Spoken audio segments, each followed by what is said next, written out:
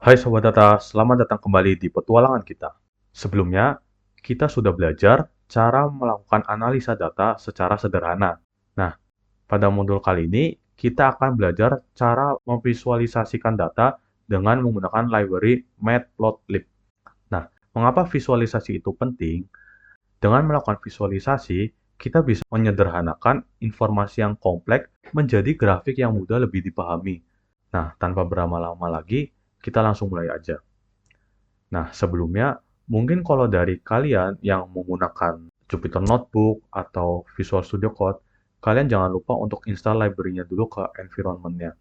Nah, caranya itu, aku majuin dulu. Nah, ini masukin aja pip install matplotlib ya. Nanti tanda seru pip install matplotlib. Nah, kalau udah setelah terinstall, nanti hasilnya akan seperti ini. Dan jangan lupa, kalau untuk sebelum melakukan visualisasi, jangan lupa untuk mengimport matplotlib.pyplot as plt. Oke, nanti tinggal di run aja. Nah, kemudian kita masuk ke plot selanjutnya yaitu adalah basic plot. Nah, basic plot ini di sini aku bakal ngajarin cara buat plot secara dasar. Nah, plot ini kita akan buat grafik garis sederhana. Nah, kalau di dalam grafik itu ada dua sumbu, ada sumbu X dan sumbu Y. Nah, untuk sumbu X itu yang garisnya itu horizontal, dan kalau untuk sumbu Y itu yang vertikal. Oke? Nah, cara membuat plot sederhana itu gampang aja. Kalian tinggal tuliskan aja plt.plot. Nah, di sini aku buat datanya dulu. Mungkin ini nggak pakai dataset dulu ya. Aku buat dulu secara variabel aja. Ini aku buat data untuk X-nya 12345 dan Y 149625. Nah, untuk memasukkan datanya itu harus urut dulu.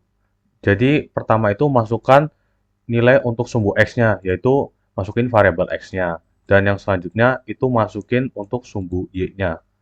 Nah, kemudian untuk nampilinnya itu, kalian tulis juga dengan plt.show. Nanti dia akan menghasilkan grafik seperti ini. Dan ini bisa dilihat nih, ini adalah plot sederhana yaitu uh, grafik garis. Nah, kemudian kita masuk ke kustomisasi plot. Nah, kustomisasi plot ini kita bisa mendesain dari sebuah plotnya atau grafiknya. Nah, kalau sebelumnya kan plotnya itu kosong banget ya, nggak ada judulnya, nggak ada namanya, dan nggak ada apa-apanya gitu. Nah, kita bisa custom nih. Nanti contohnya ini seperti ini nih, custom. Nah, dilihat nih, garisnya putus-putus, ada titik-titiknya, ada judulnya, dan ada nilai nama dari sumbunya. Nah, aku bakal jelasin nih kustomisasi apa aja yang bisa gitu. Nah, pertama itu dari plt.figure fixed size ini. Nah, ini fungsinya untuk membuat ukuran grafiknya. Jadi, ukurannya itu berdasarkan lebar dan tinggi ya, atau panjang dan lebarnya. Oke, ini 9 dan 5. Artinya, lebarnya itu adalah 9, atau kelebarannya itu panjangnya sini lah. Ini 9. Dan 5 itu adalah tingginya. Berarti 5 itu ukuran 5 cm itu di sini. Nah, kita masukkan dengan fungsi basic plot aja, yaitu plt.plot. Nah, ini masukkan datanya tadi sesuai yang di atas, X dan Y. Nah, ini line style-nya adalah, line style itu adalah untuk gaya dari garisnya. Ini contohnya seperti ini nih, ini putus-putus. Nah, line style-nya aja bisa diubah, dengan misalkan garis titik-titik pun juga bisa. Misalkan diubah seperti ini. Nah, dia akan menghasilkan putus-putusnya itu titik-titik. Kalau tadi kan sebelumnya garis-garis gitu.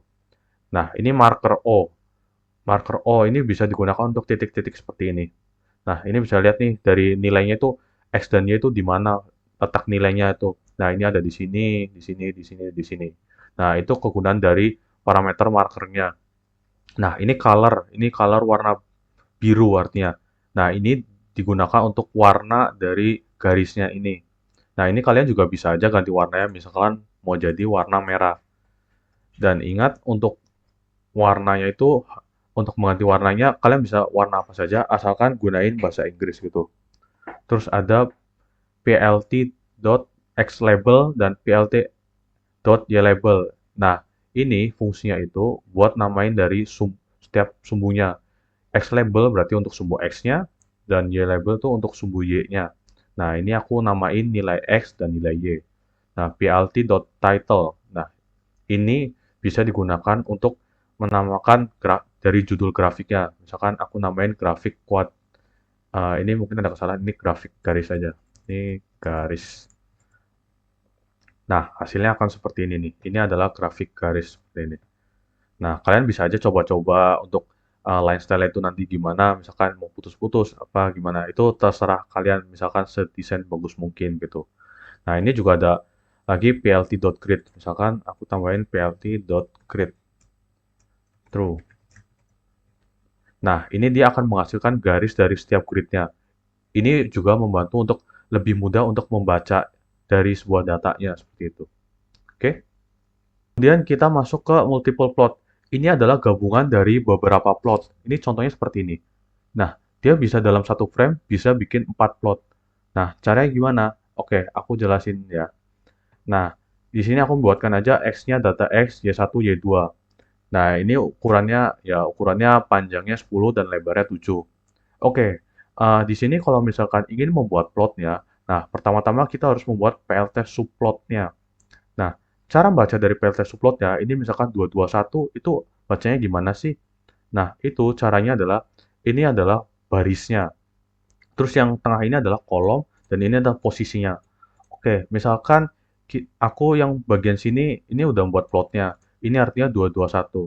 Oke, itu artinya kita akan membuat frame grafiknya itu dengan total barisnya 2 dan kolomnya 2. Oke, ini barisnya 2 dan ini 2. Artinya ini 2 sini, ini 2 ke sini. Nah, ini 1. Artinya dia ada di posisi 1. Nah, ini artinya posisi 1 nih yang warna hijau, green. Nah, jadi plotnya itu ada di letak 1. Nah, untuk selanjutnya menaruh plot, itu juga kalian bisa aja dilakukan berulang kali seperti ini. Misalkan ini. Nah, ini tetap angkanya itu harus sama ya untuk plot selanjutnya itu. Hanya saja yang berubah itu dari sini aja. Nah, ini 2, ada 3, ada 4. Ini artinya itu posisinya. Nah, jadi urutan posisinya itu bukan dari atas ke bawah ya, tapi dari kiri ke kanan terus balik lagi ke kiri. Jadi gini, plot 1, plot 2, plot 3, plot 4. Nah, ini cara buatnya ini seperti ini. Nah, sebenarnya kalian mau nampilin grafik nggak pakai PLT Show pun juga nggak apa-apa. Dia nanti akan keluar seperti ini sih sebenarnya. Dan kalau nampilin, hasilnya akan seperti ini juga.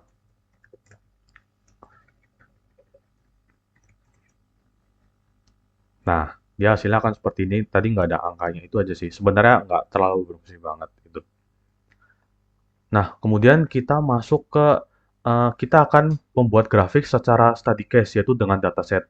Nah, di sini aku membuat datasetnya aja secara dummy, itu adalah dataset tentang penjualan gini. Jadi kolomnya itu ada bulan, kategori, penjualan, dan rating. Nah, kita masuk ke line chart dulu. Nah, line chart ini sebenarnya sama. Cara buatnya itu kayak basic plot. Nah, line chart ini fungsinya itu dia untuk melihat tren penjualan dari waktu ke waktu. Biasanya nih, line chart itu digunakan untuk melihat tren dari waktu gitu. Nah, contohnya aja seperti ini. Misalkan aku buat study case-nya untuk tren total penjualan per bulannya. Nah, cara buatnya itu sama aja plt.plot dan yang sudah dijelaskan awal, kita masukkan nilai X-nya dulu, baru Y-nya dulu. Oke, kita mau membuat tren total penjualan per bulannya. Berarti, kita masukkan nilai sumbu X-nya itu dari kolom bulan. Masukinnya adalah DF kolom bulan. Dan untuk Y-nya itu adalah nilainya, value-nya. Jadi adalah DF penjualan. Nah, nanti hasilnya akan seperti ini. Dan ini customisasinya ya, nanti kalian bisa desain aja. Nah, ini untuk nama-namanya seperti ini. Nah, jadi kita bisa lihat nih, dari trennya ini, kita dapat insight-nya bahwa dari bulan Januari ke Februari, dia mengalami penurunan. Februari ke Maret, dia mengalami kenaikan lagi, Maret ke April mengalami penurunan lagi, dan April ke Juni, dia mengalami penaikan lagi. Nah, di sini kalian juga nih, kalau line chart itu sebenarnya buat memperhatikan tren dari penjualannya gini. Itu juga bisa digunakan untuk sebagai bisnis, ke misalkan di perusahaan atau apa gitu. Oke? Nah, selanjutnya ada bar plot. Nah, bar plot ini sama aja dengan grafik batang gitu. Nah, ini fungsinya itu untuk membandingkan produk kategori, misalkan untuk mencari produk mana yang paling banyak gitu, atau komposisi gitu. Nah, cara membuatnya itu, nah kita harus menggrubahnya terlebih dahulu. Karena kalau nggak langsung grubah, dia akan bias datanya. Nah, caranya misalkan kita ingin membuat study case-nya eh, tentang perbanding total penjualan dari setiap kategori ya. Nanti kita akan melihat kategori mana yang paling terbanyak dari berdasarkan total penjualannya. Nah, ini caranya gini adalah DF group by kategori penjualan dot sum. Kalian sebelumnya kan udah belajar kan cara group by. Nah, kalian bisa terapin aja di sini. Nah, terus hasil dari group by-nya kalian masukkan ke variabel. Untuk nama variabelnya kalian bebas aja, bisa apa aja. Nah, di sini aku namakan kategori penjualan. Nah, cara membuatnya itu tinggal masukkan dengan plt.bar. Nah, untuk parameternya kita masukin untuk nilai dari X-nya itu masukkan kategori penjualan indeks dan untuk sumbu Y-nya itu kategori penjualan titik values. Nah, sebenarnya indeks sama values itu apa sih? Nah, indeks ini dia akan menampilkan indeks dari kolomnya gitu. Atau bisa dibilang indeksnya ini nih. Indeks itu ini nih ada elektronik pakaian. Dia akan menampilkan dari indeksnya ini. Nah, atau bisa dibilang kayak dia itu nilai uniknya dari kolomnya itu. Nah, kategori penjualan values. Oke, dia berarti akan mengambil nilai dari total penjualan ini. Nah, total penjualan apa? Kolom penjualan yang udah di total di sum. Nah, dia akan menampilkan seperti ini. Nah, kita bisa melihat nih insight-nya produk mana yang paling terbanyak terjual. Nah, kita bisa lihat nih makanan. Artinya makanan itu paling banyak yang terjual gitu. Yang kedua diikuti elektronik dan yang ketiga diikuti oleh pakaian. Nah, dari sini kita bisa tahu bar chart ini kita bisa untuk mencari mana produk yang paling sering eh, paling banyak gitu. Dan ini juga bisa dijadikan perbandingan gitu. Oke?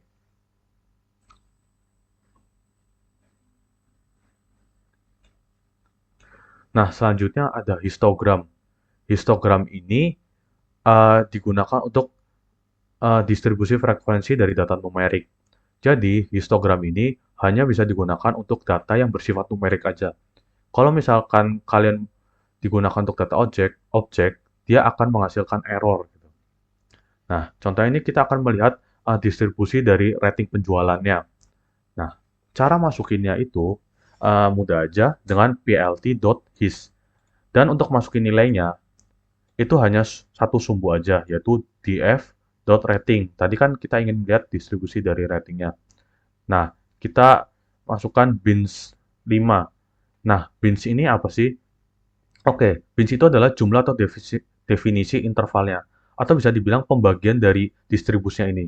Nah, ini kan dari distribusinya ini, kita dibagi jadi 5, 1, 2, 3, 4, 5.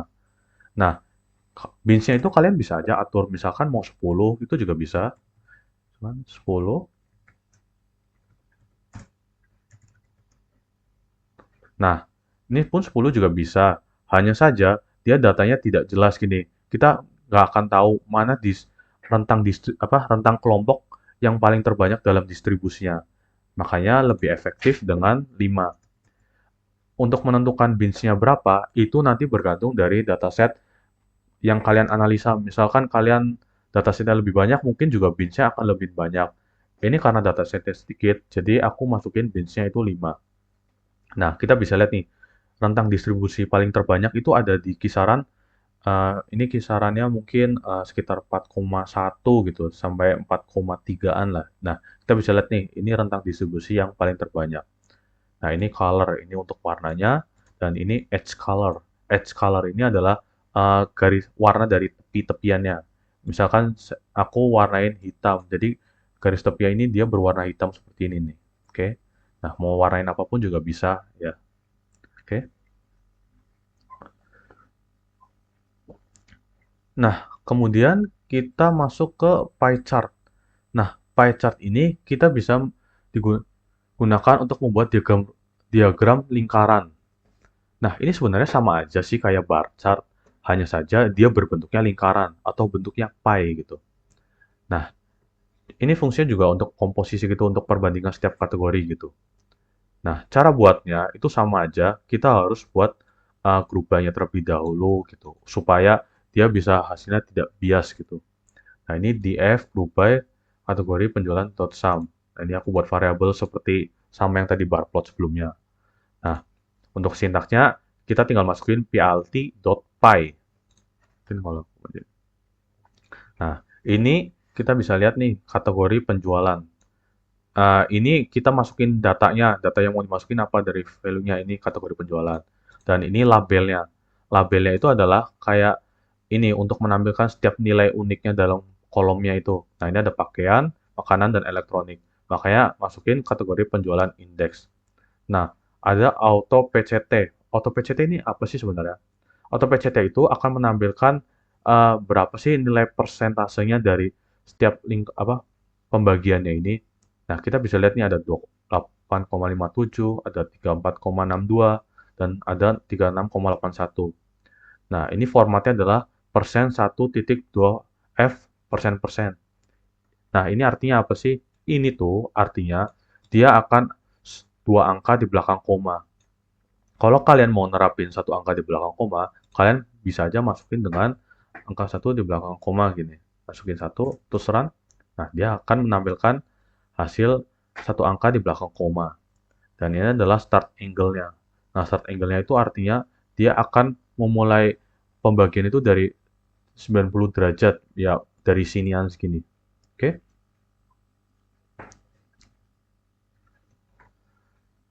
Nah, kemudian kita masuk ke scatter plot. Nah, scatter plot ini adalah grafik pencar yang menampilkan hubungan antara dua variabel numerik. Fungsinya itu berguna untuk mengecek korelasi atau pola antara dua variabel gitu. Nah, di sini aku akan jelasin korelasinya terlebih dahulu. Nah, kita bisa lihat nih, ada korelasi positif, negatif, tidak ada korelasi. Oke, kalau misalkan visualisasi kalian menghasilkan korelasi seperti ini, artinya dia korelasinya positif. Kalau menghasilkan seperti ini, dia negatif. Kalau seperti ini, dia tidak ada hubungannya. Nah, di sini aku bakal jelasin gimana sih cara bacanya itu atau insight-nya gitu. Nah, kita lihat nih, kalau misalkan naik ke sini korelasinya, artinya dia positif. Nah, artinya semakin sumbu X-nya tinggi, maka sumbu Y-nya akan juga semakin tinggi. Jika sumbu X-nya makin rendah, dia sumbu Y-nya akan makin rendah juga.